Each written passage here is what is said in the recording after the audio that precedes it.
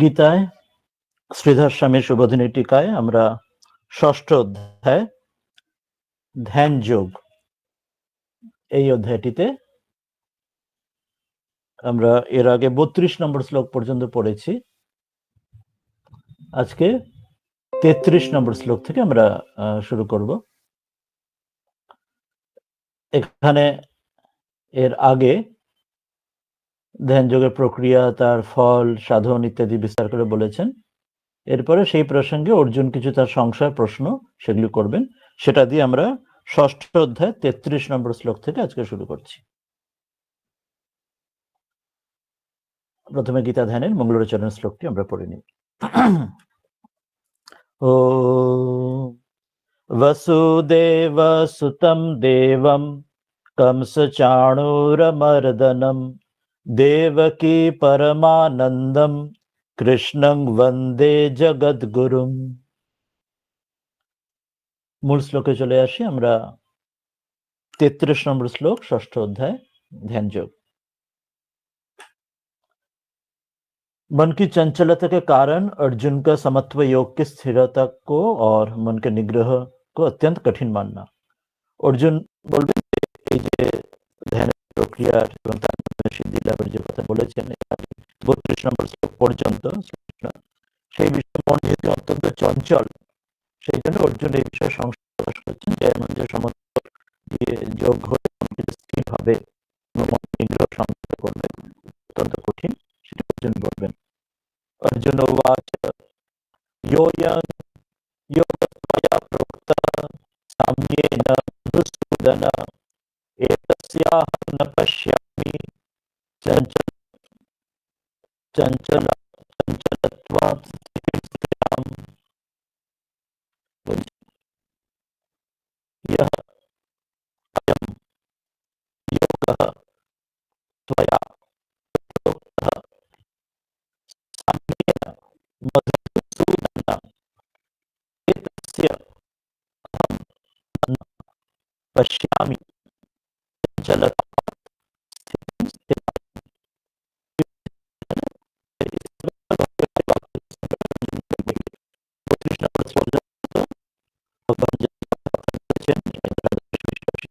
বিষয় সেটা শোনার পর অর্জুন প্রশ্ন তুলছেন যে মধুসূদন, হে মধুসূদন, ইহা যে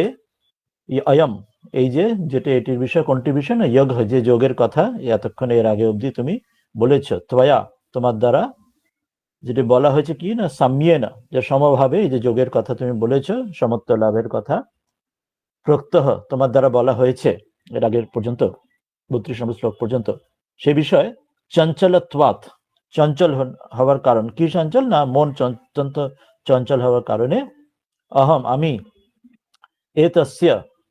এইটির মানে এই যোগের যে মনকে স্থির করার যে স্থিরাম যে নিত্য যে স্থিতিম, যে তাকে স্থির করে তাকে সংযত করে সিদ্ধি লাভ, সেটি কিন্তু মন এত চঞ্চল বলে না পশ্যে আমি কিন্তু সেটির সম্ভাবনা দেখছি না। স্বামীজি উদাহরণ দিচ্ছেন, বন যেন একটি বাঁদরের মতো।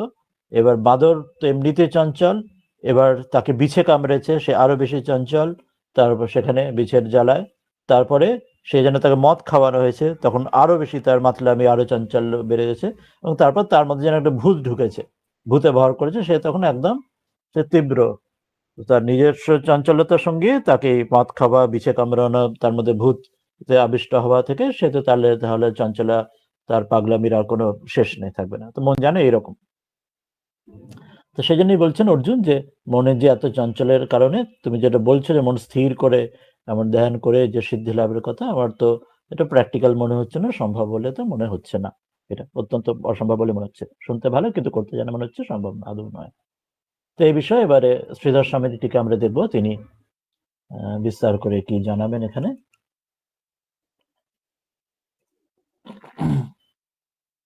তেত্রিশ নম্বর শ্লোকে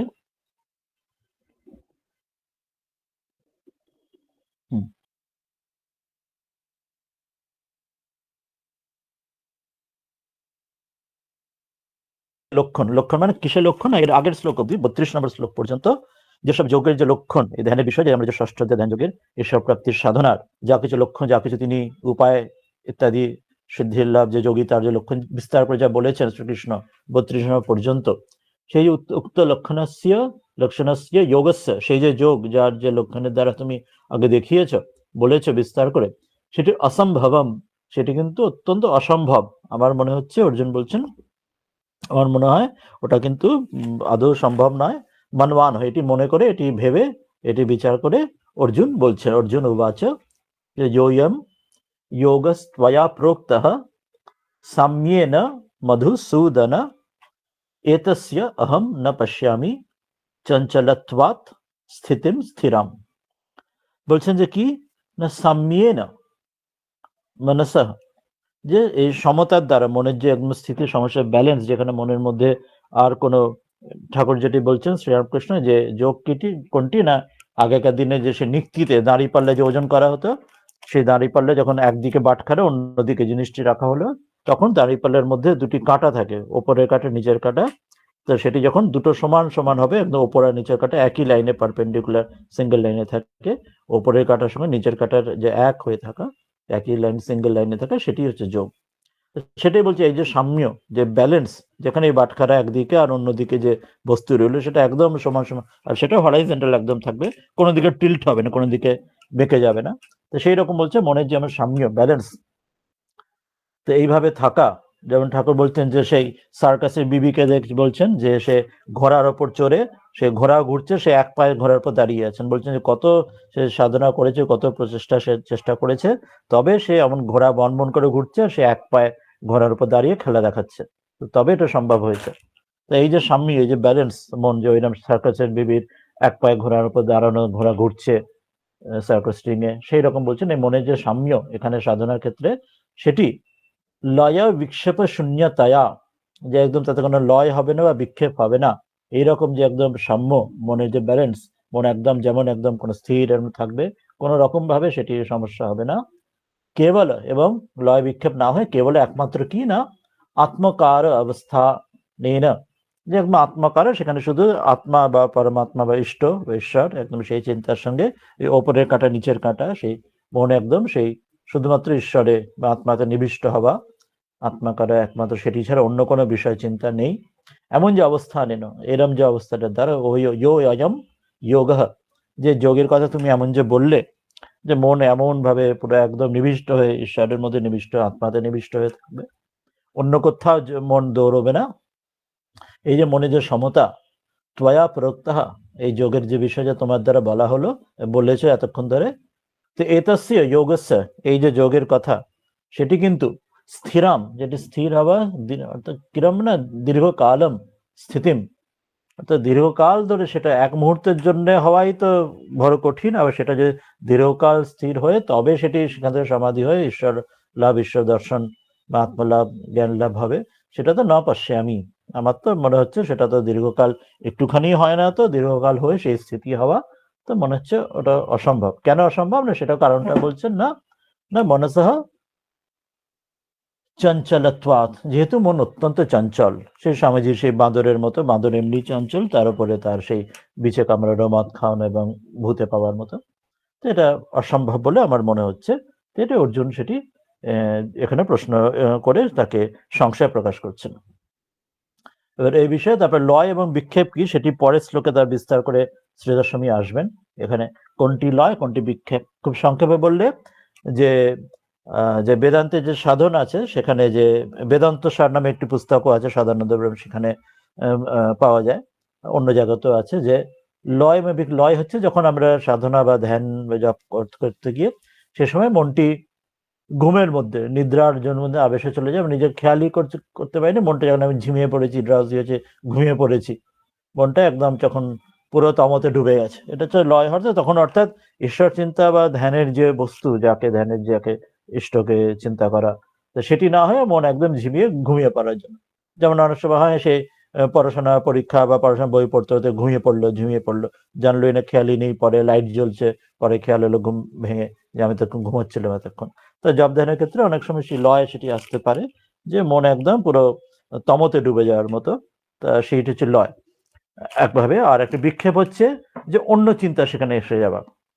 যে সেটাও আমি জব ধ্যান করতে খেয়াল নেই, মন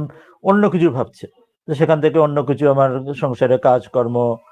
কিছু বিষয় সংক্রান্ত ভাবছে, সেটা নিজেরই খেয়াল নেই যে মন এখন অন্য কিছু ভাবছে। কিছুক্ষণ পরে হয়তো আবার একটা ঝটকা মন হঠাৎ খেয়াল হলো, এই তো আমি তো এখন তো জব করছি না, এতক্ষণ ধরে আমি অন্য কিছু ভাবছিলাম। মানে মনটা যে অন্য জায়গায় চলে গেল সেটাও প্রথমটা, সেটাও খেয়াল নেই, মানে সেটাও কনসিয়াসলি যাচ্ছে না যেন, মনই যেন টেনে নিয়ে চলে যাচ্ছে, আমি নিজেরও অ্যাওয়ার নেই যে মন কোন দিকে যাচ্ছে। কিছুক্ষণ পরে হয়তো খেয়াল হলো, এই তো আমি তো জব করছি না, আমি তো এটা নিয়ে ভাবছি। তখন আবার ফিরে এসে আবার মনটাকে ফিরিয়ে না আবার জব করতে পারছে। এটা যে বিক্ষেপ, মনটাকে অন্যদিকে দৌড়ানো, আর লয়টা মনটা অন্য কোনো চিন্তা না করে মন একদম তমতে ঘুমিয়ে পড়ার মতো, তো সেটি লয়। তো এটি বিস্তার করে আরো পরের শ্লোকে আসবেন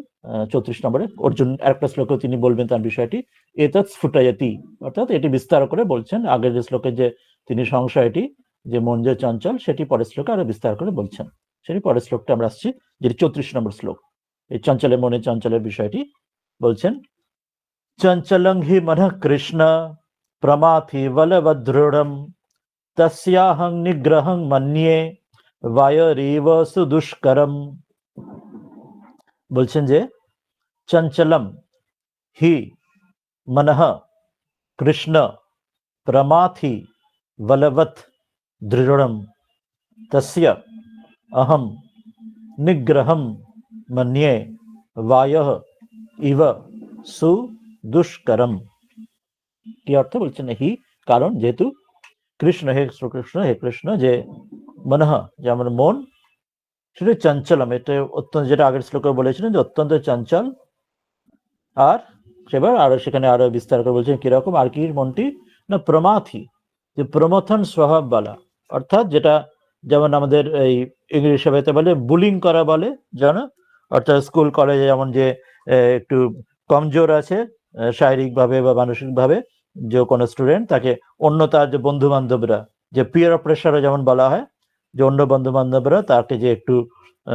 সে একটু সমালোচনা বা শারীরিকভাবে দৃঢ় বা মানসিকভাবে আরো দলবল নিয়ে, অন্যান্য বন্ধু বান্ধব নিয়ে তার উপর তাকে চড়া হয়, তাকে নানা হ্যারাস করে, না এরকম তাকে নিজের মতো করে খাটায় ইত্যাদি ভাবে তাকে। তো এইরকম হচ্ছে মন, হচ্ছে অত্যন্ত প্রমাথী, অত্যন্ত এরম নিজেও তো এরম জোর জবস্তি খুব, এবং অন্যকেও নিজের উপর জোর খাটিয়ে নিজের মতো করে, যেমন তাও যেটা বলে সে নাকে দড়ি দিয়ে ঘোরানো বলে সাধারণ কথায়, তো সেই রকম মন যেন নাকে দড়ি দিয়ে ঘোরায় অন্যকে, সকলকে। তো এমন প্রমাথী, তো এই ভাবটি হচ্ছে প্রমাথির ভাবের অর্থ। দৃঢ়ম, অত্যন্ত দৃঢ়, এবং অত্যন্ত বলবৎ, অত্যন্ত বলবানও, অত্যন্ত শারীরিক, ওইরকম যেমন বললাম স্কুলে যেহেতু খুব শারীরিক বলশালী আছে, সে অন্য কোনো স্টুডেন্টের উপর সে হয়তো তার এই শারীরিক শক্তি খাটিয়ে তাকে দিয়ে না রকম চাপ সৃষ্টি করে, যেমন একটু উদাহরণ। তো সেই রকমই, তো অত্যন্ত মন অত্যন্ত দৃঢ় বলবৎ এবং ওরম প্রমাথী, অপরকে এইভাবে নিজের একটা চাপিয়ে দেয়, নিজেরটা ইচ্ছা সবকিছু জোর জোর খাটে অপরের উপরে। অতঃ এই জন্য, ইসলিয়ে, যে তস্য তার, অর্থাৎ সেই মনের, নিগ্রহম মনকে যে বশে আনা, সংযত করা, যেটা আগে বলেছিলে, চঞ্চল মনকে স্থির করে শান্ত করে সেখান দিয়ে তাকে দিয়ে ঈশ্বর লাভের সাধনা করা। তো যে নিজেই এরকম কথা শোনে না, মন একদম অন্যকে দাবি, নিজেও দাপিয়ে বেড়ায়, অন্যকে দাবিয়ে বেড়ায়, তাকে আবার শান্ত কি করে করবো? যেন সে বনের হিংস্র পশুকে, সে তো নিজেও অত্যন্ত সে চঞ্চল, এবং সে ধারে কাছে অন্য কেউ গেলে তাকেও মেরে খেয়ে দেবে, তা তেমন হিংস্র পশুকে কি করে আমি তাকে কন্ট্রোল করবো? সেই রকমই বলছে যে মনকে নিগ্রহ। অহম, আমার মনে হয়, কিরকম উদাহরণ দিচ্ছি একটি, না বায়হ ইব, যেন হাওয়াকে, যে তীব্র হাওয়া বইছে, আমি যদি ভাবি যে আমি সেই হাওয়াকে আমি আমার হাতের মুঠো দিয়ে তার ধরে রাখবো, সে আর হাওয়া দেবে না, বা একটা ঘুষি মেরে হাওয়াকে সরিয়ে দেবো, মানে ওটা যেমন হয় না, অসম্ভব। ইব, যে যেমন, যেন হাওয়াকে যেমন রক্ষা অসম্ভব, আমার শরীর দিয়ে হাওয়া দিয়ে সেটা আমাকে উড়িয়ে নেবে, টর্নেডো না, বা সাধারণভাবে যে কোনো জোর হাওয়া, তো যেমন সুদুষ্করম, অত্যন্ত যেমন কঠিন, তো মন নিয়ে সে আমি মানি যে হাওয়াকেও যেমন এরম রোখা খুব সম্ভবই নয়, তো মনও সেই রকমই, তো মনকেও কোনোভাবে রোখা তাকে আদৌ সম্ভব না। তো এটি শ্রীদাস্বামী এখানে স্পষ্ট করে বিস্তারে বলবেন। এতৎ স্ফুটয়তি, এই বিষয়টি স্পষ্ট করে 34 নম্বর শ্লোকে বলছেন যে চঞ্চলং হি মনঃ কৃষ্ণ প্রমাথি বলবদৃঢ়ম তস্য অহং নিগ্রহং মন্যে বায়ঃ ইব সুদুষ্করম। বলছেন চঞ্চলম স্বভাবেন, মনের স্বভাব হচ্ছে অত্যন্ত চঞ্চল, তার স্বভাবই, তার নেচারেই তাই, এমনই সে এমনি স্বাভাবিক সাধারণভাবে সেরকম বাদর যেমন স্বাভাবিক এরকমই। এব চপলম স্বভাবেন এব চপলম, মানে স্বভাবেই সে চঞ্চল, মানে চপল, অত্যন্ত, সে একদম স্থির থাকে না, সে সবসময় ওই হাওয়ার মতো লাফা ঝাপা সবসময় করছে, এমনিতেই কখনো বিন্দুমাত্র কখনোই স্থির থাকে না। কিংচ আরো কি না, সে প্রমাথি, সে অত্যন্ত জোর খাটায় অপরকে, ওই যেমন নিজের নাকে দড়ি দিয়ে ঘোরানোর মতো প্রমথন শিলম, সে অপরকেও প্রমথন, নিজে তো বটেই অত্যন্ত জোরালো, আর অন্যকেও নিজের ইচ্ছে মতো তাকে নিজের ইচ্ছেতে সেই ঘোরাতে পারে। যেমন বলে, সেই বলে এক হাটে কিনে নেওয়া এক হাটে বেচে দেওয়া, তো নিজে যেমন ইচ্ছে তাকে দিয়ে সেরকম করাতে পারে। কাকে? অন্যটি মানে কে না, বলছেন দেহ ইন্দ্রিয় শোভকম ইতি অর্থ, অর্থাৎ যে শরীরকে এবং শরীর যে ইন্দ্রিয়গুলিকে, পঞ্চ জ্ঞানেন্দ্রিয় পঞ্চ কর্মেন্দ্রিয় সকলকে, মন তো হচ্ছিল অন্তরেন্দ্রিয়, আর যে বহিরিন্দ্রিয়গুলি আছে পাঁচটি জ্ঞানেন্দ্রিয় পাঁচটি কর্মেন্দ্রিয় এবং যে স্থূল শরীর, বলছে একে শরীরকে এবং এই জ্ঞানেন্দ্রিয় কর্মেন্দ্রিয়গুলো কি মন তাদের খাটিয়ে বেড়ায়, অর্থাৎ তাদের ওপর সে নিজের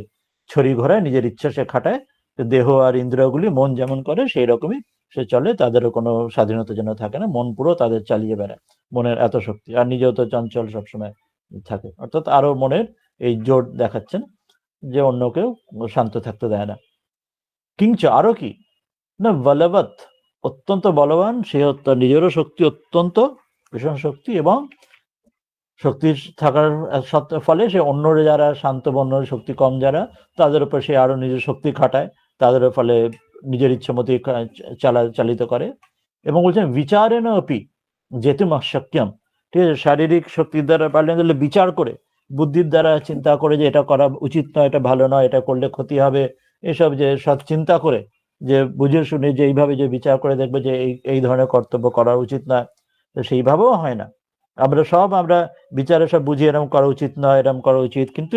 জ্ঞান পাপীর মতো হয়ে যায় আমাদের, যে আমরা সব জানি কিন্তু কার্যক্ষেত্রে আমাদের মন আমাদের যেমন চালিত করে, আমরা তখন ওই ইচ্ছার বশে আমরা কোথায় ভেসে চলে যাই, তখন কর্তব্য কর্মের ক্ষেত্রে সে দৃঢ়তা সংকল্প আর থাকে না। আমরা সব জানি, বিচার করে আমি জানি এটা করা উচিত নয়, এটা করা উচিত, কিন্তু কার্যক্ষেত্রে মন এমন করে আমরা সেই বিচার সংকল্পটা যেন আমরা সম্পূর্ণ ঠিক ঠিক ফলিয়ে উঠতে পারি না, বিচারের দ্বারাও আমরা তাকে জয় করতে পারি না, বিচারে বুঝলেও সে কিন্তু আমাদের কথা শুনে না, আমাদের কোথায় ভাসিয়ে নিয়ে যায় আমাদের। আর কি কিঞ্চ আর কি না, দৃঢ় বিষয় বাসনা অনুবন্ধতয়া, এবং অত্যন্ত দৃঢ় বিষয় বাসনা, না না, যে জগৎ, আগে দেহ বললেন, ইন্দ্রিয় বললেন, বিচারের কথা বললেন, বুদ্ধির দ্বারা বুদ্ধির বিচার, এরপর বলছেন বাইরের যে বিষয় বাসনা, যে বিষয় রয়েছে জগতে, ইন্দ্রিয় ভোগ্য যে বিষয়গুলি, সেগুলো তো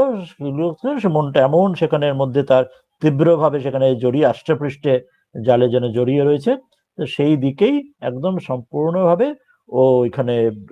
আটকে থাকে, গিট পাকিয়ে যায়, যেমন যেমন সে গিট খোলা মুশকিল হয়, সেরকম দুর্ভেদম,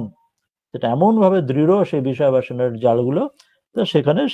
সেই গিট খুলে সেখান থেকে তাকে উদ্ধার করে, সেখান থেকে মনকে ঈশ্বরের কাছে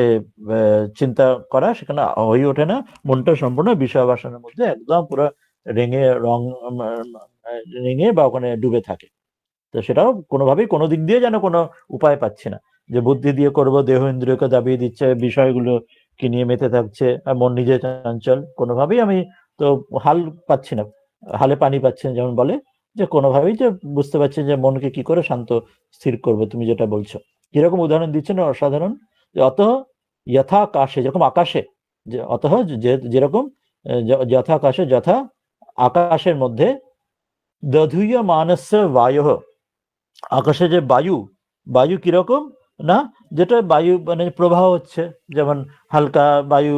বলে মৃদুমন্দ বায়ু বয়, আর নাহলে তীব্র বায়ু যখন খুব ঝড় বৃষ্টি হয়, বায়ু টর্নেডো ইত্যাদি, তো যখন জোরে ঝড়ে বায়ু বয়, তা সেই বায়ুটি যেমন কুম্ভাদিষু, কুম্ভের মধ্যে একটা কলসির মধ্যে নিরোধন অশক্যম, সে মৃদু বায়ু হোক বা তীব্র বায়ু হোক, তা আমরা যদি বায়ু সেটাকে আমি এই তীব্র বায়ুটা একটা কুম্ভের কলসির মধ্যে ঢুকিয়ে দিয়ে আমরা এই বায়ু তীব্রতা, এই যে টর্নেডো বা ঝড় হচ্ছে সেটা থামিয়ে দেবো, আর বায়ু আর এই ঝড়ঝাপটা থাকবে না, সেটা যেমন অসম্ভব, পাগলামি ওরম ভাবা, যে ওরম কোনো বায়ুকে আমি একটা কলসির মধ্যে ঢুকিয়ে দিয়ে তাকে আর এই ঝড়ঝাপটা থেকে বেঁচে গেলাম আর বায়ু শান্ত হয়ে গেল, এমন তো হয় না কখনো। তো সেই রকমই বলছি যে তথা সেই রকমই তস্য মনসা অপি, সেরকম মনেরও নিগ্রহম, মনকেও নিগ্রহ করা, মনকেও ওইরকম তাকে বসে আনা, নিজেকে বসে আনা, নিরোধ করা, যে চিত্তবৃত্তি নিরোধ, মন আর এরম দৌড়ঝাঁপ এগুলো করবে না, যেগুলো আগে আগে বললেন অসুবিধে, সেগুলো করবে না। সুদুষ্করম, অত্যন্ত কঠিন। আমি তো মনে হচ্ছে কোথাও ওটা বিন্দুমাত্র ওটা সম্ভবই নয়। সর্বথা, সব রকম ভাবেই আমি ভেবে দেখি যে হচ্ছে কোনোভাবেই এটা কিন্তু এটাকে নিরোধ করা, নিগ্রহ করা যে কর্তুম অশক্য মান্যে, অশক্য আমার মনে হচ্ছে যে এটা সম্ভব নয়, এটা অসম্ভব, যে ওকে করাই সম্ভব না মনকে কোনোভাবে। যেমন ওই বায়ুকে, তীব্র বায়ুকে কলসির মধ্যে বদ্ধ করে করা সম্ভব নয়, তো সেই রকম মনকেও কোনোভাবেই শান্ত করা সম্ভব না। এইটা দুটো শ্লোকের মধ্যে অর্জুন এই তার আশঙ্কা সে প্রকাশ করলেন। এরপরে দুটি শ্লোকে ভগবান আবার উত্তর দেবেন, 35 এবং 36। 35-এ প্রথমে বলছেন তদ উক্তম, তুমি যে বললে এই এতক্ষণ দুটি শ্লোকেতে, চঞ্চলত্বাৎ, এই চঞ্চলের কারণে চঞ্চলত্বাদিকম, চঞ্চলতা আদি এটসেট্রা, যে মন চঞ্চল এবং তার সঙ্গে ওই যেটা বললে বলবৎ এবং প্রমথ দেহ ইন্দ্রকে নিয়ে দৌড়ে বেড়ায়, আর কি বলেছিল যে বিষয় বাসনাতে আসক্ত থাকে ইত্যাদি, অর্থাৎ চঞ্চলত্বাদিকম এটসেট্রা, চঞ্চল এবং এটসেট্রা আদি কম অঙ্গীকৃত্য, এরা আমি স্বীকার করছি, এটা অঙ্গীকৃত, এটা অঙ্গীকার করে নিচ্ছি, আমি অস্বীকার করছি না। তুমি যা বলছো কোনো যুক্তিযুক্ত বলেছো এবং কোনো ভুল বলনি, একদম ঠিক বলেছো, এটা অঙ্গীকার আমিও করছি, আমিও এটা স্বীকার করছি, আমি অস্বীকার করছি না। অঙ্গীকৃত্য এব, এটি হচ্ছে অসাধারণ। শ্রীকৃষ্ণ যেখানে দেখবো গীতাতে সব জায়গায় তিনি এটাই গুরু শিষ্য সংগতি মোস্ট ইম্পর্টেন্ট। তিনি কোথাও স্বামীজি যেমন অলওয়েজ পজিটিভ দিয়ে দেখতেন, বলতেন যে কাউকে সবাইকে ভালো দিকটা দেখিয়ে দেয়, শুধুমাত্র নেগেটিভটা বলে তাকে উন্নতি হবে না, তাকে পজিটিভ দেখিয়ে দেয়। স্বামীজি বলছেন হ্যাভ ফেথ ইন ম্যান, যে কমন বেসিস অফ হিন্দুইজম যে লেকচার দিচ্ছেন, লেকচার কলামন্টি আলমেরাতে লাহোরে, সেখানে বলছেন। তো এখানে শ্রীকৃষ্ণ সব জায়গায় দেখছেন যেখানে অর্জুন নানা সংশয় প্রশ্ন করছেন, সেখানে তিনি তার স্ট্যান্ড পয়েন্টটা বুঝছেন, তিনি তার জায়গা থেকে তাকে বুঝছেন, যে অর্জুনের যে স্ট্যান্ড পয়েন্ট থেকে, শ্রীরামকৃষ্ণ যেমন যেখানে তার ভক্তদের তাদের স্ট্যান্ড পয়েন্ট থেকে কারোর ভাব নষ্ট করতে নেই, যে জায়গায় আছে তাকে সম্পূর্ণ উইথ এমপ্যাথি উইথ সিম্প্যাথি দিয়ে তাকে বুঝে এবং তারপর তাকে হায়ার জায়গায় নিয়ে যাচ্ছেন। ওই সেই কাঠুরের যে চড়াইবাতি এগিয়ে চলে বলে, যে যেখানে আছে সেই জায়গা থেকে তাকে ধীরে ধীরে উপরে নিয়ে যাচ্ছেন, আরো এগিয়ে সামনে নিয়ে যাচ্ছেন। এখানেও তাই তিনি প্রথমে অস্বীকার করলেন না, যা তুমি তো ভুল বলছো, তুমি এসব জানো না, এসব তুমি হয়তো এরম না, বলতে হ্যাঁ আমি সব মানছি, তুমি ঠিকই বলছো। অর্থাৎ তার রিসেপটিভিটি তৈরি করছেন, যে সে এখন মেনে নিচ্ছে যে গুরু এর কথা শিষ্য এবার অ্যাকসেপ্ট করে নিচ্ছে, এবং তারপরে তাকে পথ দেখিয়ে আরো উঁচু জায়গায় নিয়ে যাচ্ছেন। ছোট বাচ্চা ছেলেকে মা যখন হামাগুড়ি দিয়ে চলে, সেখান থেকে হাত ধরে তারপর চলতে শেখায়, সেই রকম ধাপে ধাপে, হ্যাঁ আমি তোমার কথা মেনে নিচ্ছি, তুমি ঠিকই বলছো বটে, অঙ্গীকৃতি এব মন নিগ্রহ উপায়ম, কিন্তু এরপর সেটা স্বীকার করে কিন্তু আরো কত উপায় আছে বটে, যেটা দিয়ে কিন্তু অসম্ভব নয়, খুব ডিফিকাল্ট বটে, এটা আমি কোনো অস্বীকার করছি না, কিন্তু কিছু কিছু উপায়, স্পেশাল কিছু উপায় আছে যেটা দিয়ে কিন্তু তাড়াতাড়ি হবে না, রাতারাতি হবে না, কিন্তু একসময় মনোনিগ্রহ সত্যি হতে পারে, এমন উপায় আছে। সেটি শ্রী ভগবান এখানে বলবেন, তার দুটি শ্লোকে বলবেন কি উপায়। প্রথমে 35 নম্বর শ্লোকে অভ্যাস আর বৈরাগ্যসে মন বশ মে হোনে কা কথন, অভ্যাস এবং বৈরাগ্য সেই দুটো উপায় যে দুটি দ্বারা মনকে বশে আনা যায়। শ্রী ভগবান উবাচ असंशयं महाबाहो मनो दुर्निग्रहं चलम् अभ्यासेन तु कौन्तेय वैराग्येण च गृह्यते। असंशयं महाबाहो मनो दुर्निग्रहं चलम् अभ्यासेन तु कौन्तेय वैराग्येण च गृह्यते। तो বলছেন इस प्रकार अर्जुन के पूछने पर श्री भगवान बोले, অর্জুনের প্রশ্নতে শ্রীকৃষ্ণ উত্তর দিচ্ছেন, হে মহাবাহ, হে মহাবাহ, অর্থাৎ তাকে ভরসা দিচ্ছেন যে তুমি তো সামান্য নও, তুমি তো তোমার বাহুতে এত বল রয়েছে, তুমি তো খুব ক্ষুদ্র নও। নচিকেতা যেমন তার আছে, তার কঠোপনিষদে তার হৃদয়ে শ্রদ্ধা জাগছে, তিনি বলছেন অনেকের মধ্যে আমি প্রথম, অনেকের মধ্যে মধ্যম, কিন্তু অধম আমি কখনোই নই। তো এখানেও শ্রীকৃষ্ণ তাকে ভরসা দিচ্ছেন, না তুমি কেন নিজেকে প্রথমেই কেন হার মেনে নিচ্ছ, তোমার মধ্যে যে শক্তি রয়েছে, তুমি যেন এত বড় মহারথী, তুমি এত বড় যোদ্ধা, তা তুমি সেখানে যখন তুমি শারীরিক ভাবে, এবং সেখানেও তোমার এই যোদ্ধার জন্য শুধু শারীরিক নয়, সে মানসিক শক্তি আছে, তবে তুমি সেটা বড় যোদ্ধা হতে পেরেছো, তাহলে অন্য যেখানে চ্যালেঞ্জ আছে জীবনে, সেখানেও নিশ্চয়ই কোনো উপায় আছে, সেখানেও পারবে, সেটি পথ দেখাচ্ছে। বলছেন অসংশয়, হ্যাঁ তোমার কথা নিঃসন্দেহ বটে,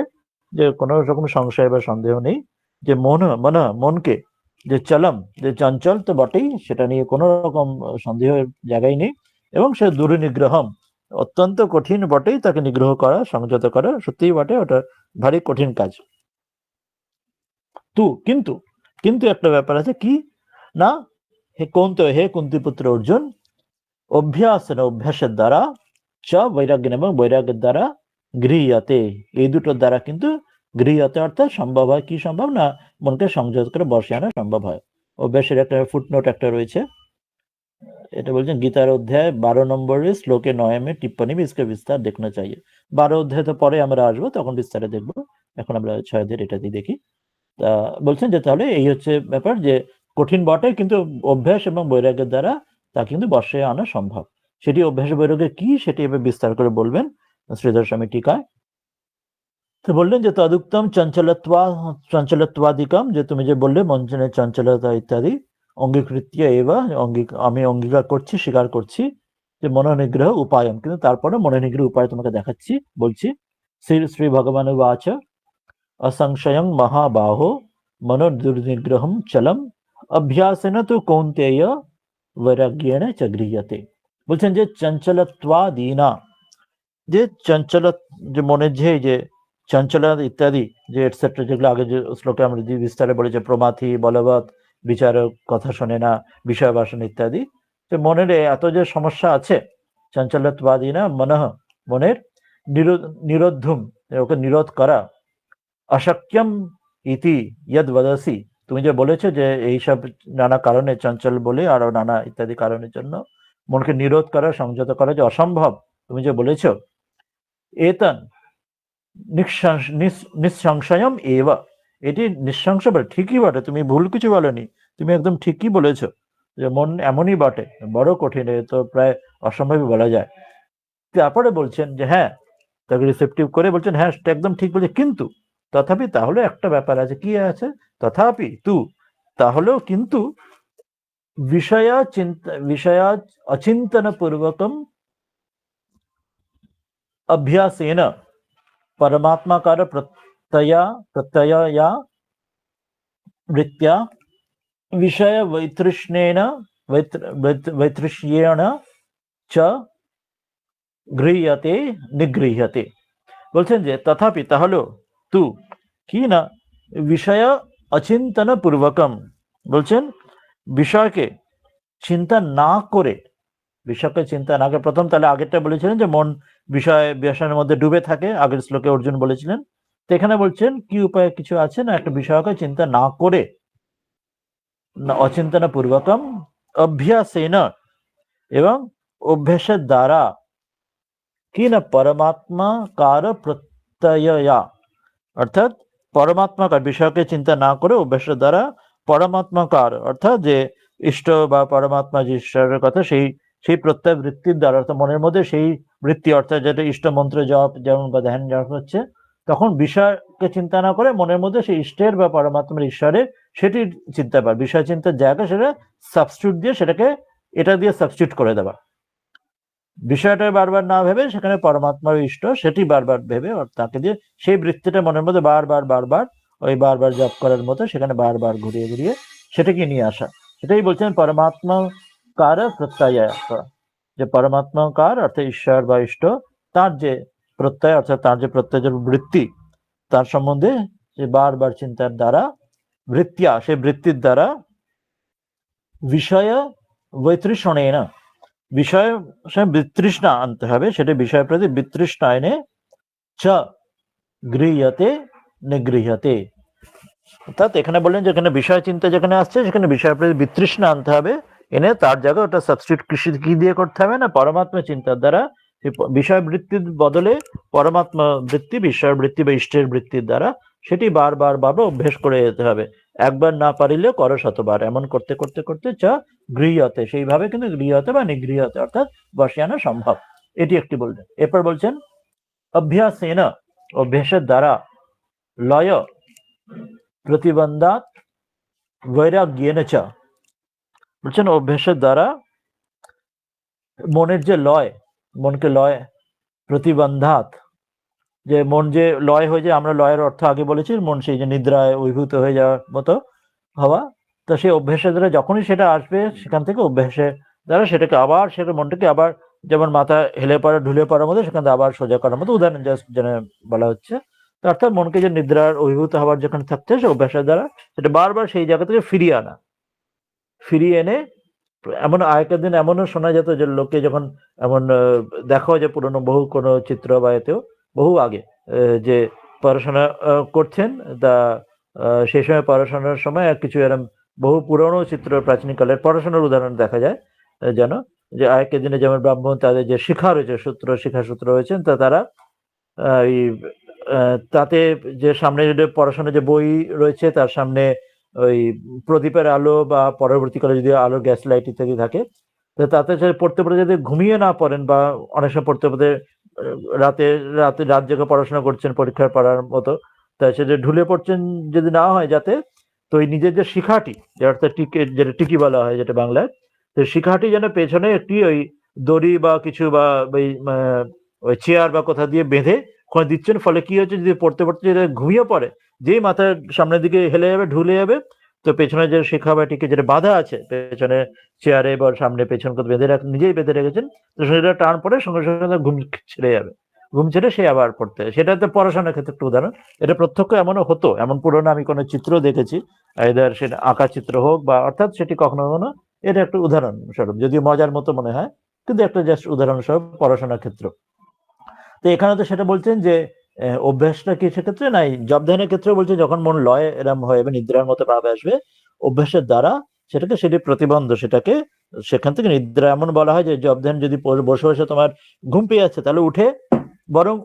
ঘরের মধ্যে বা যেখানে জব করছো ঘরের মধ্যে উঠে হাঁটতে হাঁটতে বরং জব করবে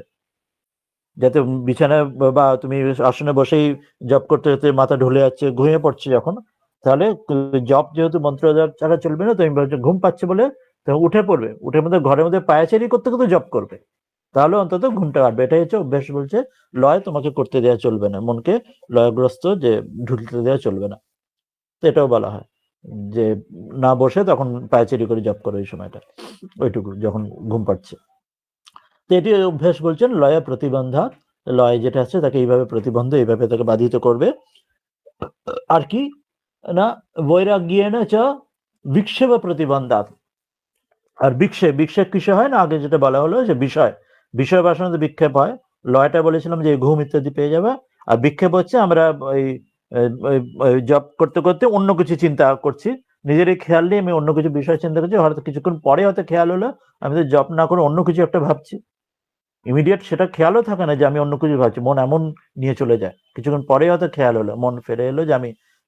জপের বদলে অন্য কিছু ভাবছি। তো এখানে সেটাই বলছেন বৈরাগ্য না বিক্ষেপ প্রতিবন্ধা, বিক্ষেপের প্রতিবন্ধ কি হবে না বৈরাগ্য দ্বারা। বৈরাগ্য মানে কি না ইহলোক পরলোকের যে কোন রকম ভোগ বাসনার প্রতি বিতৃষ্ণা, বৈরাগ্য যেটি ঈশ্বর অনুরাগ সংসারে বিরাগ। তো ওই বস্তুকে মনে জাগিয়ে যে যা কিছু বিষয় বাসনা আমি করছি সেটা ইহলোকে পরলোকে সেটি মিথ্যা, যেটা ঠাকুর যেটা বলছেন শ্রীমাকে বস্তু বিচার ইত্যাদি করে ঈশ্বরী বস্তু সবকিছু অবস্থায় বিবেকের দ্বারা বৈরাগ্যকে অ্যাপ্লাই করে। তো সেটাই বলছেন যে বৈরাগ্য মানে হচ্ছে বিষয় বিক্ষেপ যেটি হয় সেটাকে প্রতিবন্ধ করে প্রতিবন্ধাত। তারপর প্রতিবন্ধাত এরপর কি রয়েছে উপরত বৃত্তিকম এবং উপরত, সেখানে উপরত মানে হচ্ছে সেখানে অর্থাৎ উপরতি যে মনকে সেখানে আর তখন আর সে ওই বাইরের বিষয় বাসনে যাচ্ছে না তখন ঈশ্বর চিন্তা বা ইষ্ট চিন্তা সেখানেই সে মন নিবিষ্ট হয়ে থাকছে। যেমন মৌমাছি সে মধুর খোঁজে নানা জায়গায় দৌড়তে থাকে ভনভন করতে থাকে কিন্তু যখন সে মধু পেয়ে গেল কোনো ফুলেতে তখন আর দৌড়ঝাঁপ করছেন তখন চুপ করে সেই মধুর ওপর সেই ফুলের উপর চুপ করে বসে গেল। এটা উপরত যে আর কোনো আর দৌড়ঝাঁপ আবার বিষয়ের দিকে অন্য অন্য জায়গায় দৌড়চ্ছে না। তো সেই রকম মন যখন এরকম উপরত হয়ে যায় যে সেখানে সে তখন সকল অন্য জায়গা থেকে সরে এসে তার ইষ্ট চিন্তাতেই ঈশ্বর চিন্তা সেখানেই মন সংযত হচ্ছে সেই বৃত্তিকাম, সেই যে বৃত্তি যখন মনের মধ্যে অন্যান্য সকল বিষয় বাসনা বৃত্তি ছেড়ে দিয়ে একমাত্র ঈশ্বরের চিন্তাতেই এসে যায়। বৃত্তিকাম সন সৎ পরমাত্মক কারণম পরিণতম, এবং তখন অন্য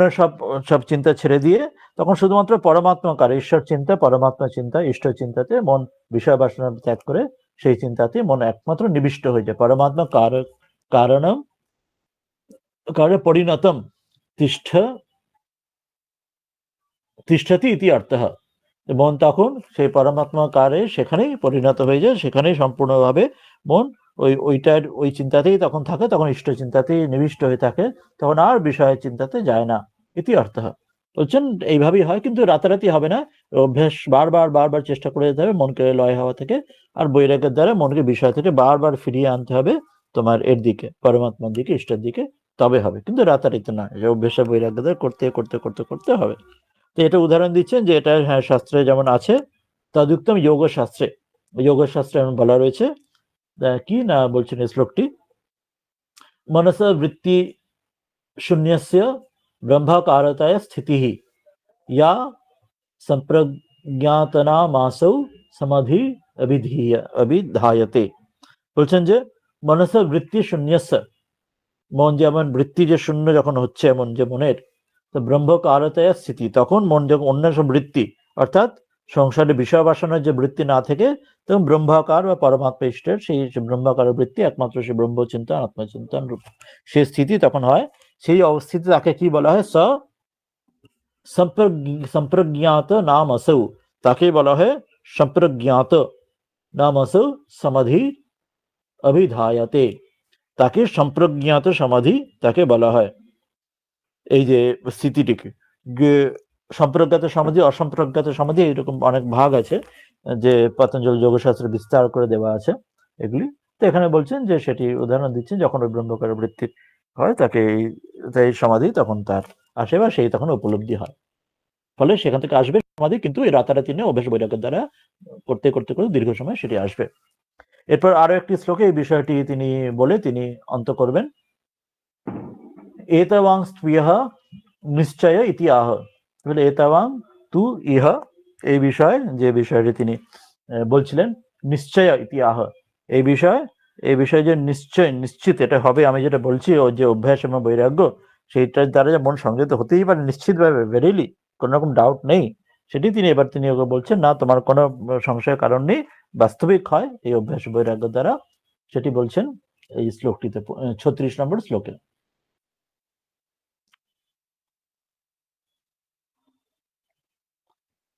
36 বলছেন যে मन के वश में ना करने पर योग की दुष्प्राप्यता का और वश में होने पर प्राप्त होने का कथन। বলছেন মন যদি বশে না আসে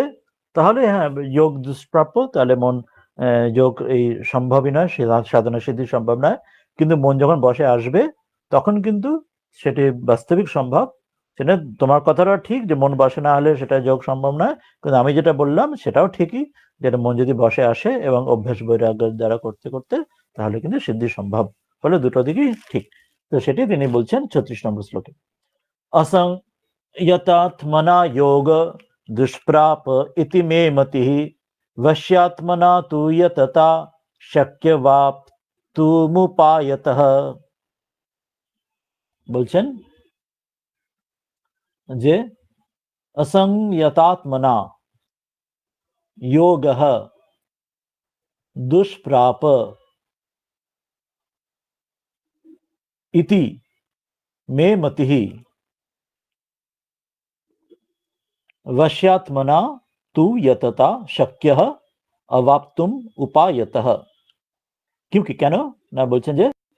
असंयतात्मना, যার মন অসংযত, जिसके मन वश में किया हुआ नहीं है ऐसे पुरुष द्वारा, যার মন অসংযত আছে, সংযত নয় এমন যে আত্মা না, এমন যে ব্যক্তির দ্বারা যোগ, তার দ্বারা কিন্তু যোগ, এই যে যোগের কথা বললেন, দুষ্প্রাপ্যতাকে প্রাপ্ত তার দ্বারা এটা প্রাপ্ত সম্ভব নয়। সেটা তুমি ঠিকই বলেছো বটে, বলছেন অর্জুন তুমি ঠিক বলেছো যে যার যে কিন্তু সংযত হয়নি তার দ্বারা কিন্তু এই যোগ কিন্তু সিদ্ধি সত্যি সম্ভব নয়। কিন্তু আমিও ঠিক বলছি, শ্রীকৃষ্ণ বলছেন যে অন্য কারোর দ্বারা এই যোগ সত্যি সম্ভব, যে ওই যেটা অভ্যাস বৈরাগ্য দ্বারা, যে বলছেন বশ্যাত্মনা, যে কিন্তু মনকে বশে এনেছে, বশমে কি হয়ে মন বলে, এবং যতটা যে প্রযত্নশীল পুরুষ সেইরকম সাধকের দ্বারা, ব্যক্তির দ্বারা যে প্রযত্ন করে যাচ্ছে, চেষ্টা করে যাচ্ছে অভ্যাস বৈরাগ্য দ্বারা, উপায়ত শেষ তার এই সাধন সে সেরম ভাবে সাধনের দ্বারা, সেই উপায়ের দ্বারা তার কিন্তু অবাপ্তুম, সে কিন্তু পেতে পারে, প্রাপ্ত হনা শক্য, তার দ্বারা কিন্তু প্রাপ্ত হনা সম্ভব, সহজ বটে। ইতি, এটি মে মতি, এটি আমার মত। অর্থাৎ দুটো কথাই তিনি বললেন, অর্জুনের কথা তোমার কথাও ঠিক, এবং সেটা সংযত না হলে তোমার কথা ওটাই খাটে, আর আমি যেটা বলছি সেটাও ঠিক, যে সংযত হলে অভ্যাস বৈরাগ্যের দ্বারা কিন্তু যোগ প্রাপ্তি সম্ভব হয়। এটি 36 বলছেন, এতাবাং তু ইহা নিশ্চয় ইতিহাহ, এই এতাবাং এই বিষয়ে যা বললেন, তো এই পর্যন্ত সেটি তু ইহা নিশ্চয়, এই বিষয়ে কিন্তু এটাই নিশ্চিত, এর বিষয়ে কিন্তু কোনো ডাউট নেই, সেটি ইতিহাহ, এটি বলছেন এই বিষয়ে যে असंयतात्मना योग दुष्प्राप इति मे मतिः वश्यात्मना तु यतता शक्य वाक्तुम अवाप्तुम उपायतः। বলছেন যে উক্ত প্রকারেণ মানে এই যে এর আগে যে প্রকার যে বললেন অভ্যাস বৈরাগ্যের দ্বারা, প্রকারেণ অভ্যাস বৈরাগ্যাভ্যা, যে এই অভ্যাস বৈরাগ্যের দ্বারা असंयत आत्मा चित्तं यस्य, বলছেন উক্ত প্রকারে যে অভ্যাস বৈরাগ্যের দ্বারা যার আত্মা ঠিক ঠিক এখনো সংযত হয়নি, অসংযত আত্মা চিত্তং যস্য, যার চিত্ত মন আত্মা যার এখন অসংযত আছে, অভ্যাস বৈরাগ্যের দ্বারা যখন সংযত করতে পারেনি, যে তেন পুরুষেণ সংযত হয়নি, তেমন পুরুষেণ ওরম সাধক এমন ব্যক্তির দ্বারা অয়ং যোগ, এই যে যোগ, যে যোগের কথা আমি বললাম, দুষ্প্রাপ প্রাপ্তুম অশক্য, তার দ্বারা কিন্তু দুষ্প্রাপ্য বড় কঠিন, এবং সে এটি তার দ্বারা প্রাপ্ত করা সম্ভবই নয়। যে অভ্যাস বৈরাগ্যের দ্বারা এখনো মনকে সংযত করে উঠতে পারেনি, তার দ্বারা, যার অসংযত চিত্তের পক্ষে কিন্তু ঠিকই বলেছে, এই যোগ কিন্তু তার দ্বারা সম্ভব নয়, কিন্তু অন্য কারোর দ্বারা সম্ভব। সেটা কে না, এই অভ্যাস বৈরাগ্যাভ্যাম, এই অভ্যাস এবং বৈরাগ্যের দ্বারা বশ্য, যে বশীভূত করেছে অভ্যাস বৈরাগ্যের দ্বারা, বশবর্তী আত্মা চিত্তম যস্য, যে অভ্যাস বৈরাগ্যের দ্বারা আত্মা অর্থাৎ চিত্ত মনকে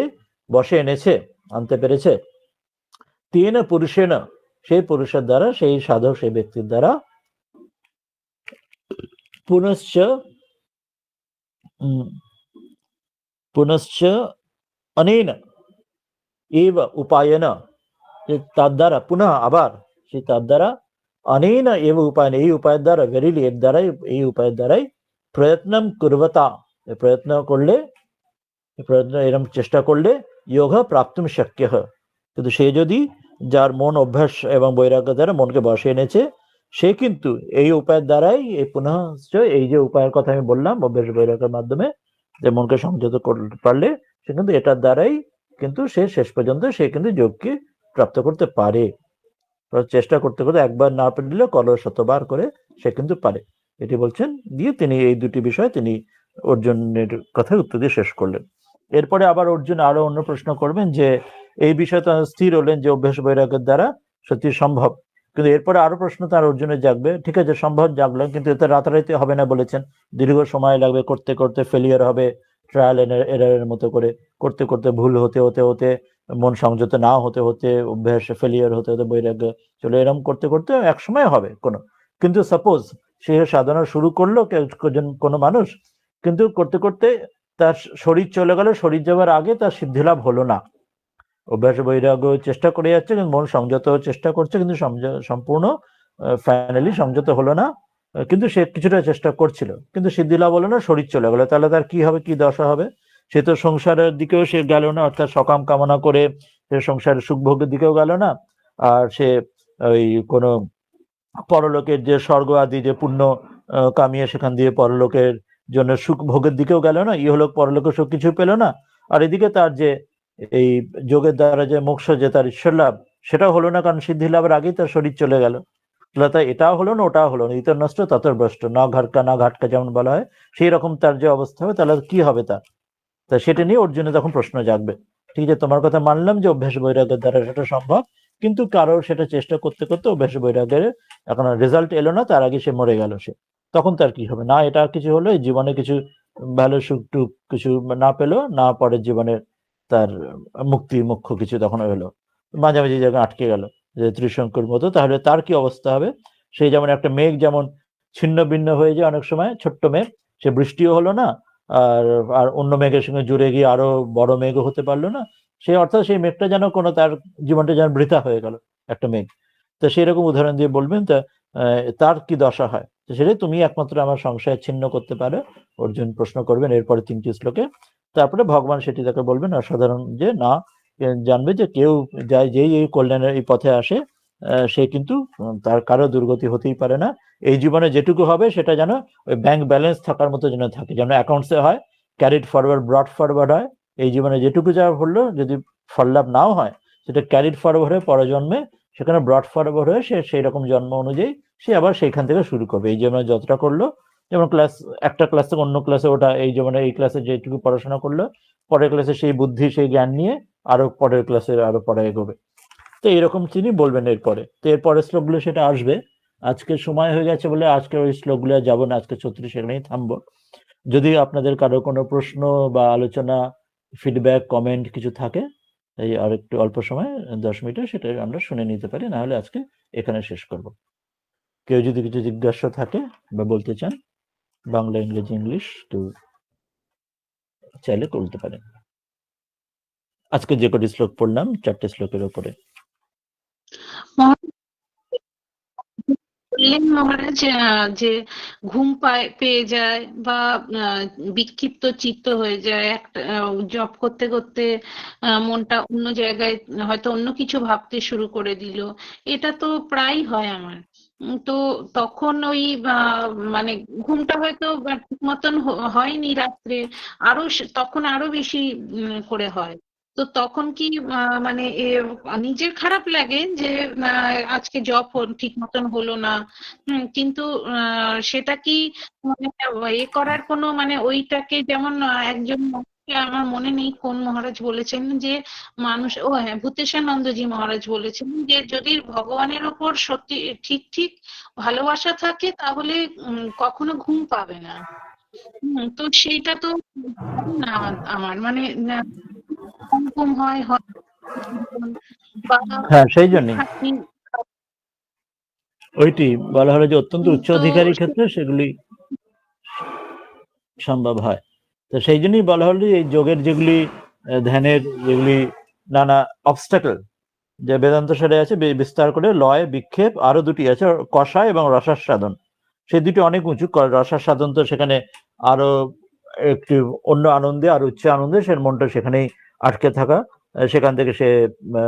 ওই বেরোতে পারছে না, সেটা অনেক উচ্চ। আর কষাটা মনটা যেন একদম পুরো কিং কর্তব্য বিমূঢ় হয়ে মনটা একদম স্টুপিফাই হয়ে ডুবে যাবে, না এদিক না ওদিক, সেটাও অনেক অন্য আরো এগিয়ে একটা অন্য এক জায়গায় আটকে যাচ্ছে। কিন্তু কমন যে দুটো হয় সে দুটো হচ্ছে লয় এবং বিক্ষেপ। তো তার মধ্যে বিক্ষেপতে বলা হলো এই যেটি মনটা নানা অন্যান্য বিষয় চিন্তায় চলে যায়, যে জব করতে বসে তো মনটা ওই জবের জায়গা ছেড়ে হঠাৎ হঠাৎ করে অন্য কোনো বিষয় চলে গেছে, নিজেই জানি না, নিজের অজ্ঞাতে মনটা অন্য কিছু চিন্তা করছে। কিছুক্ষণ পরে হয়তো আমাদের মনে আবার খেয়াল হলো যে কি করছে, জব না করে আমি তো এখন অন্য কিছু একটা বিষয়ের সংসার কিছু ভাবছি, তখন আবার জব শুরু করলাম। এরকম একটা বিক্ষেপ যেটা হয় সেটার জন্য এখানে বললেন যে বৈরাগ্য হচ্ছে তার উপায়, সেটা প্রতিষেধ, তার অ্যান্টিডোট বা তার ওষুধ। যেমন যে বিষয় বৈরাগ্যর যে ডেফিনেশন, যে বিষয় সম্বন্ধে বিতৃষ্ণা, সেটি যখন ওই বিবেকের দ্বারা,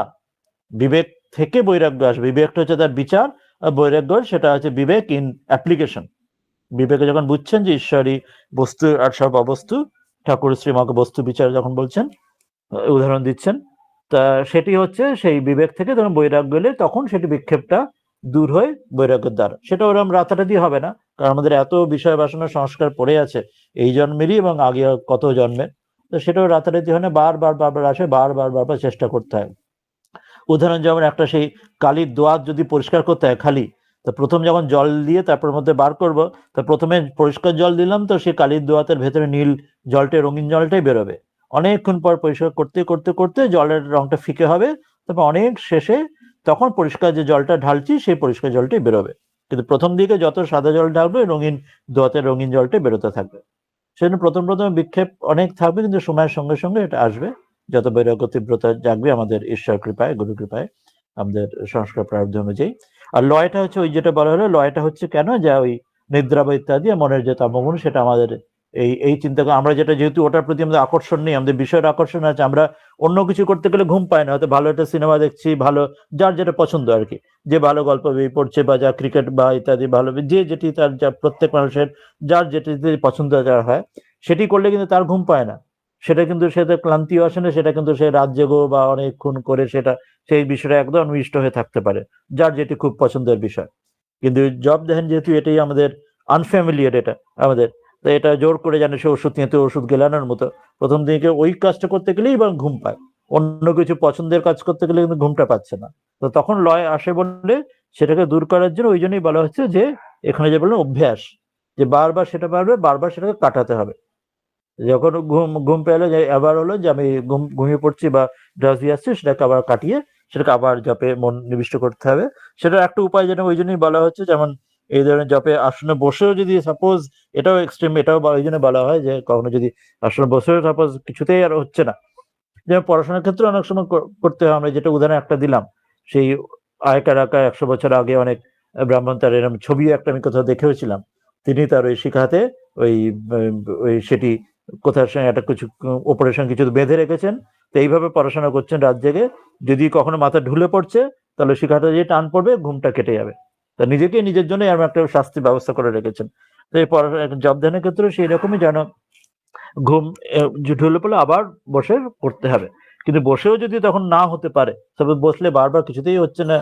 ঘুমিয়ে পাচ্ছে বসে বসে, তখন পড়াশোনার ক্ষেত্রে যেমন অনেক বলা হয়, এই আমি উদাহরণ দিলাম যে বসে বসে পড়াশোনা না হলে দরকার হলে পায়াচিরি করে বই নিয়ে পড়াশোনা করার মতো। তো জবের ক্ষেত্রেও যদি কিছুতেই বসে জব হচ্ছেও না, সেক্ষেত্রে উঠে পায়াচিরি করে জব করাও সেটা ভালো, তো ওইভাবে ঘুমটা কাটানো সেটাও ভালো। তো এইটা লয়ের ক্ষেত্রে এই এই অভ্যেসটা। এবার বাকি এক্সেপশন যেগুলো থাকে, ধরো অন্য কোনো কারণে শারীরিক খুব ক্লান্তি বা মানসিক ক্লান্তি, কোনো কাজের চাপ বা শারীরিক অসুস্থতা, সেটার জন্য কিছুতেই ঘুমের জন্য একটু বিশ্রাম দরকারি, যে সেখানে ঠিক আছে, তাহলে ওই সময় না হলে তাহলে একটু বিশ্রাম করে নিয়ে সেটা অন্য সময়টা জব করে, তাহলে যে যখন শরীরের ক্লান্তি যে ওইভাবে হবেই না, তাহলে কিছুটা শরীরকে সুস্থ করে নিয়ে যে সময়টা একটু পাল্টে, এত খুব ভোরে সম্ভব হলো না, যে কারণে কিছুতেই হচ্ছে না, আমার অন্যান্য কাজ বা রাত জেগে কাজ হচ্ছে কারণ নাইট ডিউটি ইত্যাদি, তো তখন তাহলে ঠিক আছে একটু অত ভোরে না করে তখন একটু পরের দিকে নিজের একটা সময় ঠিক করে নিয়ে সেই সময় করা যেখানে মনটা সতেজ থাকবে, সেটা একটা উপায়, সেটা দ্বিতীয় উপায়। আর একটা হচ্ছে যেটা হচ্ছে ওই সাপোজ কিছুতেই মানে মনটা বসতেই চাইছে না এই লয় এবং বিক্ষেপের জন্য, মনটা এমন খিচড়ে আছে বা কিছুতেই মন, কখনো এটা হয় যে কিছুতেই বসছে কিন্তু কোনো কোনো দিন খুব সুন্দর জব হয়ে যাচ্ছে, কোনোদিন বসে মনটা কিছুতেই আর মানে মনটা কেমন যেন একটা হয়ে আছে, খিচড়ে খিচড়ে থাকা যেমন বলি এরকম, কোনো প্রারব্ধ কোনো কারণের সময়, সেখান থেকে কিছুতেই যদি না হতে পারে তখন মনটাকে ঈশ্বর স্মরণ চিন্তনের জন্য অন্য কিছু তখন করা, কোনো সৎসঙ্গ অর্থাৎ তখন কোনো বইপত্র পড়া, কোনো শ্রদ্ধায় কোনো পড়া, এরম গীতা কথামৃত আদি নানা শাস্ত্র আদি পড়া, অন্তত মনটা তাহলে অন্তত ঈশ্বর চিন্তনের মধ্যে রইল। জব ধ্যানের সময় যেহেতু মন ঘুমিয়ে পড়ছিল বা বিষয় নিয়ে চিন্তা করছে, কিন্তু আমার মনটা এমন রয়েছে, তখন কষায় বা অন্য ওই যেটা আর বললাম অন্যান্য যে বিক্ষেপ থাকে, কষায় রসায়ন আরো বিক্ষেপ যেগুলি থাকে লয় বিক্ষেপের মতো অবস্টাকল থাকে, সেখানে সেটা দিয়েও কিছুতেই মনটাকে আমি ঠিক শান্তভাবে করতে পারছি না সংযত, তখন অল্টারনেট, সেখন যখন জব ওইভাবে হচ্ছে না ওই অবস্থায়, বা অন্য কোনো কারণে মন কোনো দুঃখী আছে, কোনো টেনশন সমস্যা, কোনো আমাদের ফ্রাস্ট্রেশন বা নানা সংসারে নানা বিপদ আপদ কিছুতেই সেখানে জব করার মতো মনস্থির নেই, তখন ওই প্রার্থনা করার মতো প্রার্থনা করা বা ওইরকম কোনো অন্য কোনো শাস্ত্র বই ইত্যাদি পড়া, নানা গীতা কথামৃত ইত্যাদি পড়া, বা আরো যে গানের ভজন, যেমন ভজন স্তোত্র আদি স্তব আদি সেটা করা, নিজে করা, বা কারোর যদি শোনা সেটা পছন্দ হয় সেটা শোনা, যদি নিজে গাইতে না পারে সেটা। আর আজকালকার দিনে ওই প্রবচন সৎসঙ্গ আজকাল ইন্টারনেটের মাধ্যমে সেটাও সম্ভব, যে নিজেও সম্ভব হচ্ছে না বললে তো ওই অডিও রূপে সেটা শোনা বা দেখা, এটাও কিন্তু ওগুলো আলটিমেটলি সেকেন্ডারি থাকবে, প্রাইমারি কিন্তু জব ধ্যানেটাই থাকবে। কিন্তু কোনো কারণে যদি সম্ভব না হয় তখন এই অল্টারনেট গুলো ফর দ্য টাইম বিং দেখতে হবে, অর্থাৎ যেভাবেই হোক মনকে নিবিষ্ট করে ওখানে রাখা, যে নবদা ভক্তির কথা যেমন নারদীয় ভক্তিতে বলা হচ্ছে,